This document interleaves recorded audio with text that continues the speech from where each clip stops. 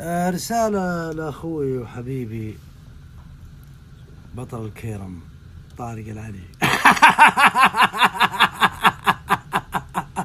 تبا لك يا طارق العلي. يلا اسر اسر اسر اسر يا طارق.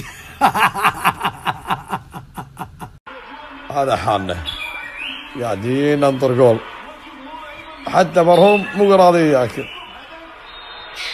وهذه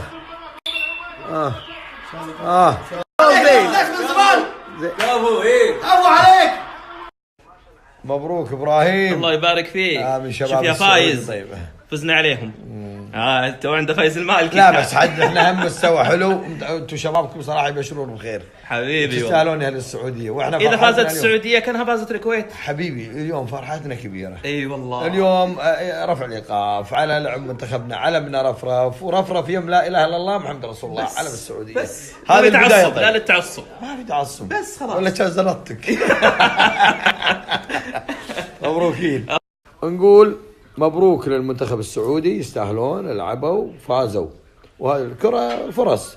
ونقول هارد لك وشكرا لمنتخبنا الكويتي هالشباب على هاللعب والمستوى الطيب. والله مو زعلانين احنا اليوم، فوز السعودية كأنه فوز لنا. والشكر الكبير لجمهورنا الوفي اللي قعدوا في الملعب ومن ساعة واحدة تقريبا. والشكر الأكثر والأكثر لصاحب السمو أمير البلاد اللي جاي وحضر وبارك هاللعب هذا، وسمو لعهده الأمين. أسأل الله يحفظكم لنا ودوم إن شاء الله كذي إحنا ويا إخواننا الخليجيين اللعبة هالحلو وهالمستوى طيب. مبروكين أهل السعودية. وانا تبارك لي وتستاهل.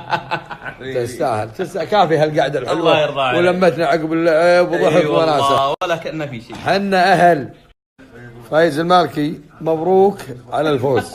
ويايك اتعشى وبسهر ليه الصبح ابى اشوف شلون انت بتنام.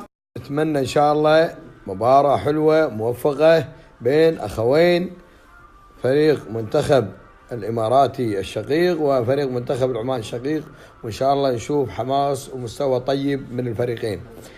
كل التوفيق لهم ان شاء الله، ونهني الفايز ونقول هارد لك الخسران، لانهم كلهم اهلنا واخواننا.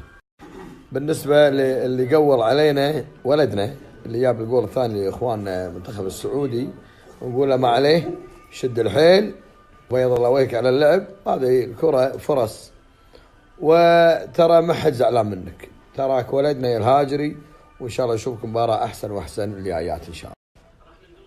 السعود حبيبي، المباراة الجاية حق منتخبنا ما ابي اشوف رقعة وجهك في الديوانية.